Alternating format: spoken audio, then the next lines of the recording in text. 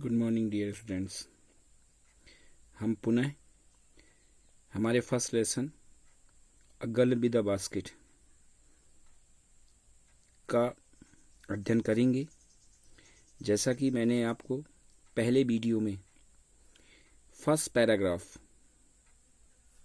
Paragraph का video बनाया था, जहाँ आई हैड लेफ्ट से लेकर के वॉक द प्लेटफॉर्म तक का था।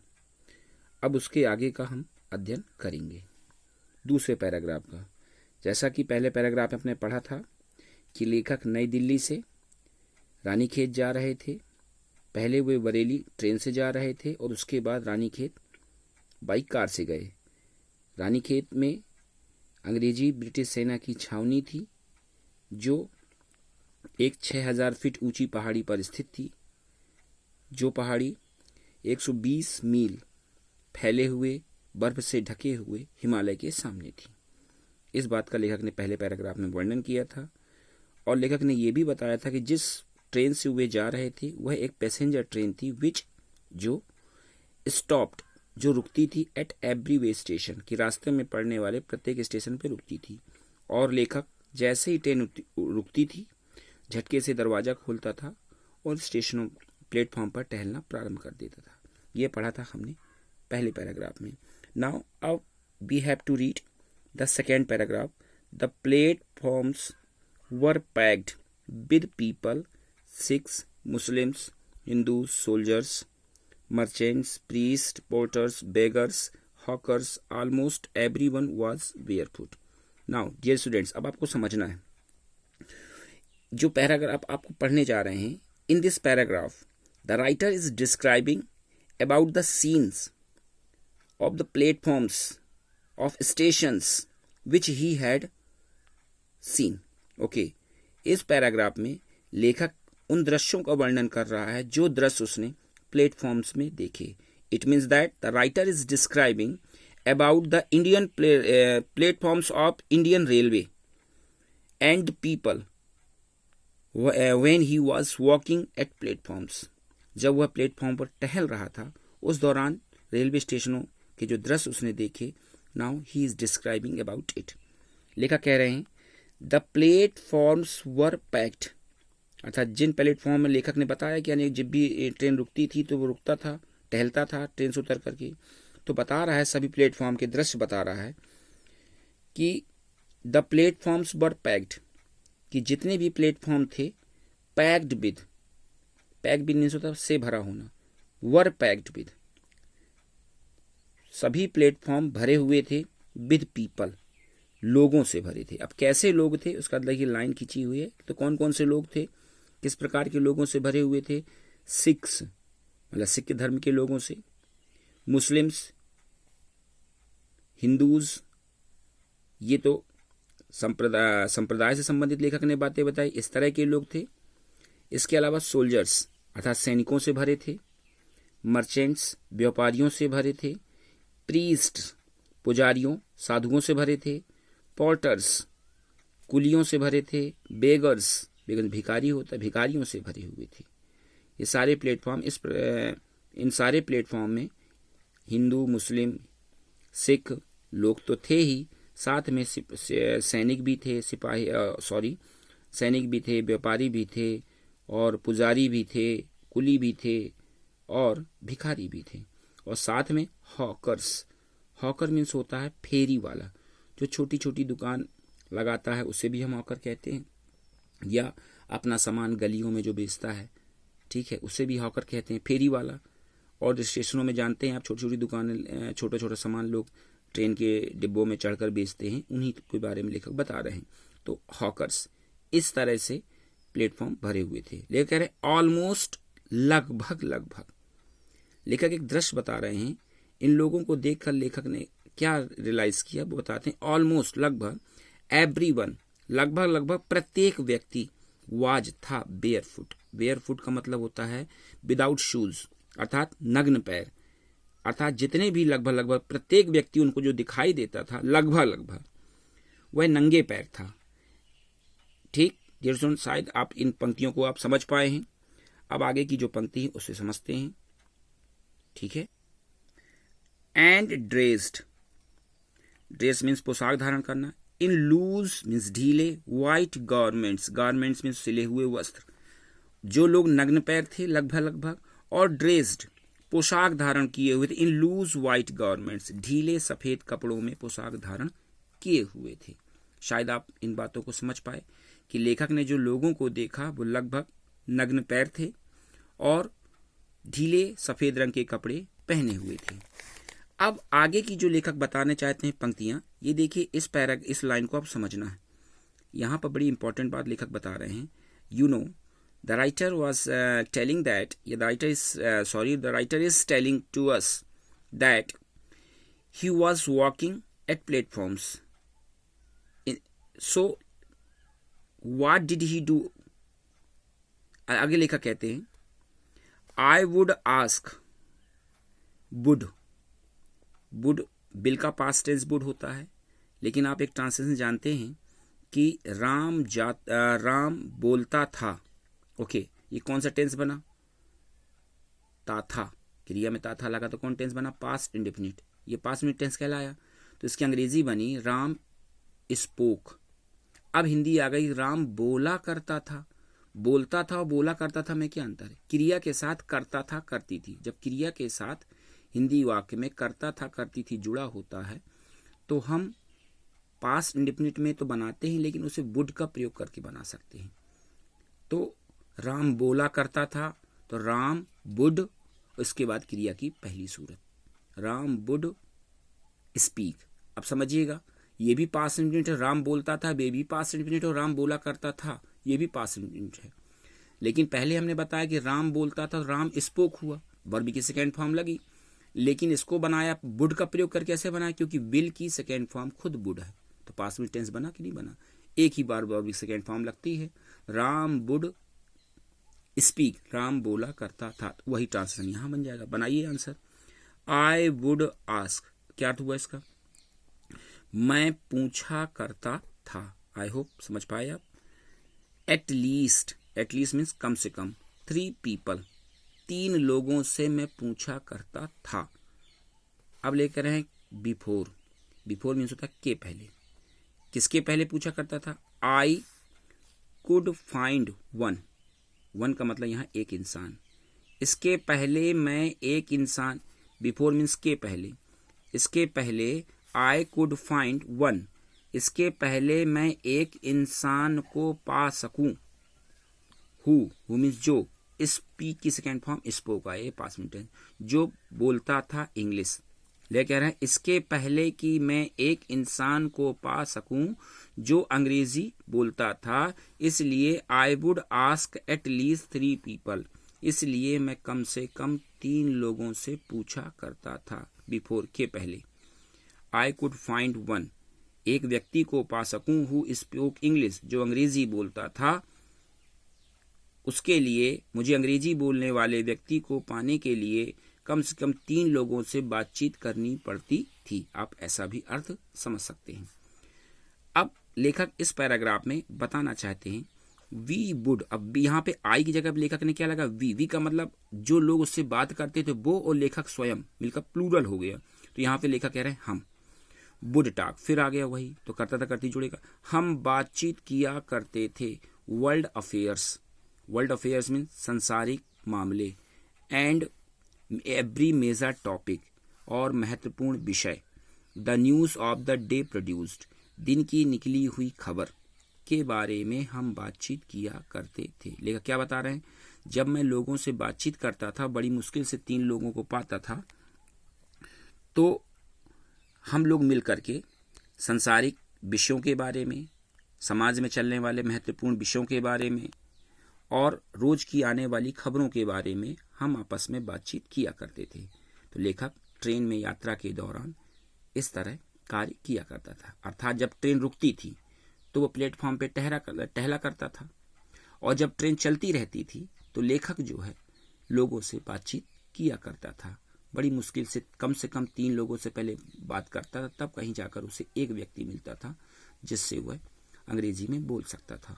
तो ले कह रहे हैं हम आपस में सभी लोग मिल करके जो अंग्रेजी जानते थे उनसे संसार के विषय के बारे में, महत्वपूर्ण विषयों के बारे में और रोज की खबरों के बारे में बातचीत करता था। अब लेखक आगे की जो पंक्ति बता रहे हैं कि इन दिस वे, ये पैराग्राफ में लेखक अपने बातचीत करने के उद्देश्य के बारे में बता रहे हैं कि उनका लोगों से बातचीत करने के प्रति उद्देश्य क्या था। लेकिन इन दिस वे, इस तरह से, आई वॉज ट्राइंग, मैं प्रयास कर रहा था, to get a feel of the pulse. Get a feel of the pulse means होता है नब्ज टटोलना, नब्ज जानना। जैसे डॉक्टर होता है, कोई रोग होता है तो लोगों की हाथ की नब्ज से जांच पाता है, तो वही बात लेखक यहाँ कह रहे हैं, gate a feel of the pulse of the nation, राष्ट्र की नब्ज को टटोलने का मैं प्रयास कर रहा था। अब समझ पाया, लेखक कोई डॉक्टर नहीं था, वो हाथ की नब्ज नहीं टटोल रहा था, वो बातचीत के माध्यम से लोगों की देश के प्रति की भावनाओं को जानने का प्रयास कर रहा था। ये उसका शाब्दिक सही अर्थ हुआ। और क्या कर रहा था? चेकिंग, और जांच रहा था ओपिनियन, राय, विचार, अगेंस्ट, के खिलाफ, ऑफिशियल एटीट्यूड्स, ऑफिशियल मीन्स सरकारी, एटीट्यूड मीन्स दृष्टिकोण, एंड रिपोर्ट्स माने सूचनाएं, और सरकारी जो दृष्टिकोण है और जो सूचनाएं हैं, सरकार कैसे काम करती है, इसके प्रति लोगों के विचारों को जानने का, जांच करने का प्रयास कर रहा था। और लोगों की राष्ट्र के प्रति कैसी भावना है, इस भावना को के नब्ज को टटोलने का मैं प्रयास कर रहा था। In this way I was trying, इस तरह से मैं प्रयास, to get a feel of the pulse of the nation, checking opinion against official attitudes and reports. इस तरह से लेखक कह रहे हैं कि मैं लोगों की, राष्ट्र की भावनाओं को जानने का प्रयास कर रहा था, और मैं सरकार के प्रति दृष्टिकोण और सूचनाओं के बारे में लोगों के विचारों को, उनके विचार को जांचने का प्रयास कर रहा था। शायद आप इस पैराग्राफ को आप भली भांति समझ पाए। देखिए, अब इसको, इस पैराग्राफ में इसको हम 3 भाग डिसाइड कर सकते हैं। ओके, पहला भाग है कि लेखक ने बताया था, आपने शुरू में लिखा हुआ लाइन में, कि the platforms were packed with the people, कि प्लेटफॉर्म किससे भरे हुए थे? लोगों से भरे हुए थे। तो पहले इस पैराग्राफ के शुरुआत की कुछ पंक्तियों में लेखक ने प्लेटफॉर्म के दृश्यों का वर्णन किया, एक बात। दूसरी चीज, लेखक ने ट्रेन में यात्रा करते हुए अपना कैसे समय व्यतीत कर रहा था वो बताया, कि आई वुड आस्क, कि मैं पूछा करता था कम से कम 3 लोगों से पहले कि मैं एक व्यक्ति को पा सकूं जो अंग्रेजी बोल सकता था। तो दूसरा हिस्सा। और तीसरी बात लेखक ने कहा कि मैं जब लोगों से बातचीत करता था तो in this way I was trying to get a feel of the pulse, अर्थात मैं लोगों की, राष्ट्र की भावनाओं को जांचने का प्रयास कर रहा था। तो अब इसको अब अंग्रेजी में हम समझते हैं, in simple language. Okay, the writer, what is the writer telling? The writer is describing about the scenes of the platforms. Okay, he had seen that all the platforms were filled with several people. Some of them, सारे station, सारे platforms लोगों से भरे थे। Some of them, उनमें से कुछ, were Hindus, Muslims and Sikhs. These were the people. ये लोग व्यक्ति थे। And the writer described, लेखक ने वर्णन भी किया, a part of these people, इन लोगों के अलावा, there were so many people, some of them soldiers, priests, जिसे हम worshippers कहते हैं, पुजारी, some were beggars, some were porters, and some were merchants. In this way, okay, the writer described that almost all the people were barefoot and they had put on loose white garments. Okay, the writer is describing that all the people whom he had seen, they were barefoot and they had put on white loose garments. Okay, लेखक ने बताया कि लगभग जो लोगों को उसने देखा वे क्या थे? सफेद कपड़े पहने हुए थे। And now the writer is describing about his routine which he was going on while travelling the train, train से यात्रा करते समय जो प्रक्रिया उसने जारी रखी थी उसका वर्णन कर रहे हैं. Writer was telling that it was very hard for the writer to talk in Hindi language, because लेखक के लिए बहुत कठिन था हिंदी में बातचीत करना, बिकॉज क्योंकि he was a foreigner, it means he was an American, वो विदेशी था, वो एक अमेरिकन था. He only knew English language, वह तो केवल अंग्रेजी भाषा जानता था. So it was very difficult for the writer to find such people, लेखक के लिए बहुत कठिन था पाना ऐसे लोगों को who could talk to him in English, जो उससे अंग्रेजी में बात कर सके. So the what did the writer do, तो लेखक क्या करते थे. फर्स्ट ऑफ ऑल, सबसे पहले he used to talk 3 people, at least 3 people, कम से कम लेखक 3 लोगों से बातचीत करता था. देन ही फाउंड, तब वह पाता था, 1 man, एक इंसान को, हु कुड स्पीक इंग्लिश, जो अंग्रेजी बोल सकता था. In this way writer was trying to talk with the people, इस तरह से लेखक लोगों से बातचीत करने का प्रयास कर रहा था. Because he new only English language, क्योंकि वह तो अंग्रेजी ही जानता था. He didn't know Hindi language, वह हिंदी भाषा नहीं जानता था.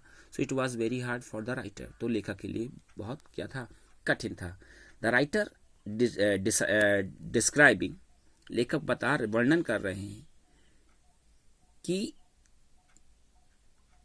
ही use to talk with the people, कि वह लोगों से बातचीत किया करता था. इन हिज कन्वर्सेशन, उसके बातचीत में, there were so many important topics of world, society and the news which came every day, और वे खबर जो प्रतिदिन आती थी, उन खबर about these things, about important topics of the world, about the society and about the news of daily news, about these things the writer used to talk with the people. In conversation with the people there was a purpose of the writer, लोगों से बातचीत करने के पीछे there was a purpose of the writer, लेखक का एक उद्देश्य था. What was his aim, उसका उद्देश्य क्या था. He wanted to know, वह जानना चाहता था, the feelings of the people of Indians, भारतीयों की भावनाओं को जानना चाहता था. About India, इंडिया के बारे में. About their nation, अपने राष्ट्र के बारे में. What they thought, कि वे क्या सोचते हैं. About their country, अपने देश के बारे में. What kind of feelings they had, किस प्रकार की भावनाएं उनके पास हैं. Okay, that was the purpose of the writer, and the writer was trying to check, और लेखक जांचने का प्रयास कर रहा था. The writer was trying to examine, लेखक एक निरीक्षण कर रहा था, जांच रहा था कि how the people react means होता है प्रतिक्रिया करना. How the Indian people would react, कि कैसे लोग प्रतिक्रिया करते थे. फॉर दियर गवर्नमेंट्स, सरकार के प्रति. And their works and laws, सरकार के कार्यों के प्रति, कानूनों के प्रति. व्हाट द पीपल थॉट, कि लोग क्या सोचते थे. So the writer was busy in conversation with Indian people, such people who knew only English language. It was very hard for the writer, but the writer was busy while traveling by train. Dear students, मैंने इस paragraph को आपको जो बताया है, ये board परीक्षा में पूछा जाने वाला 2 एक्सप्लेन इसके अंतर्गत आते हैं.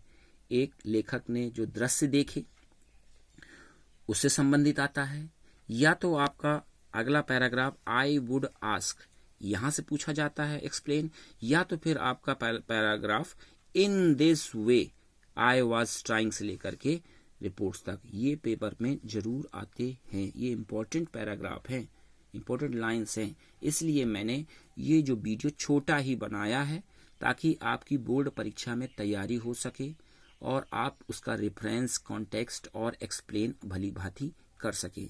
इसलिए मैं इस यहाँ पर वीडियो छोटा रखते हुए बता रहा हूँ। देखिए, मेरा उद्देश्य आपको केवल पाठ पढ़ाना भर नहीं, आप अच्छी तरह से बोर्ड परीक्षाओं के लिए तैयार हो सकें, ये एक मेरा लक्ष्य है।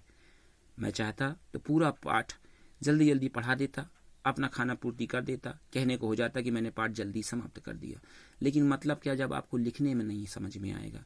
मेरा मकसद है कि आप भली भांति उसे समझ सकें, लिख सकें।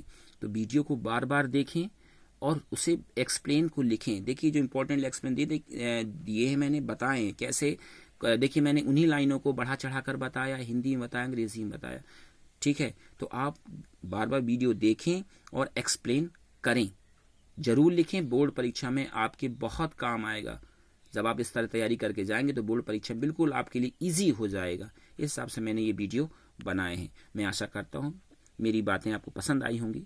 ओके, मैं आपको बताना अगले वीडियो में मैं पाठ के, अब जो देखिए एक चीज़ और समझ लीजिए, जहाँ बोर्ड परीक्षाओं में ज़्यादा पूछा जाता है वहाँ पर थोड़ा सा कन्वर्सेशन, हमारी बातचीत बड़ी हो सकती है, तो मैं उस तरह की वीडियो बनाऊंगा। और जहाँ पर बोर्ड परीक्षा में उतना ज़्यादा नहीं पूछा जाता उसे आगे जल्दी पढ़ जाएंगे।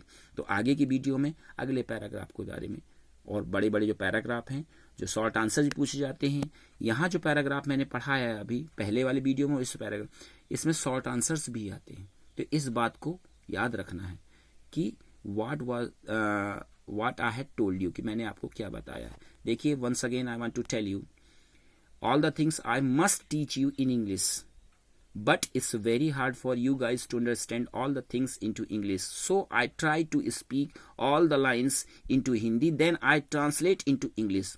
Dear students, मैं जानता हूं कि अगर मैं पूरी तरह से हर बातें को अंग्रेजी में बताऊंगा तो आपके लिए पढ़ना बहुत डिफिकल्ट होगा, इसलिए मैं इन्हें हिंदी में ही बताता हूं और उसके बाद अंग्रेजी में ट्रांसलेट करता हूं, ताकि आपको समझ में भी आए और आपके लिखने में फायदेमंद हो। इस बात का ध्यान रखें और अगले वीडियो का वेट करिएगा। मैं पूरे इस पार्ट के पूरी वीडियो को बनाऊंगा ताकि आपकी बोर्ड की परीक्षा तैयारी हो सके। Okay dear students, thank you.